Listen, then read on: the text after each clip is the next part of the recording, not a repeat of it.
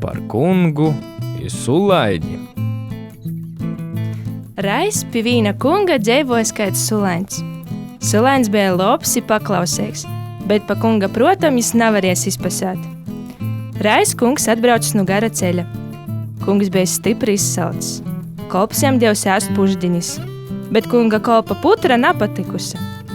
Kungs aizasirdies i putru ar visu bļūdu pa lūgu izsvīts pagalmā. Kolps dūmos, ka kungam arī cepets napatiks. Jis pajems cepeti i arī izsvīts pa lūgu iz pagalma. Tagad kungs iz kolpu stipri sazadusmojis. Bet kolps sacies, ka šis dūmos, ka vajag svīst visas puždiņas pa lūgu orā. Kungs kolpa runai paticies i no to laika vairāk nasvīt siedīņa pa lūgu orā.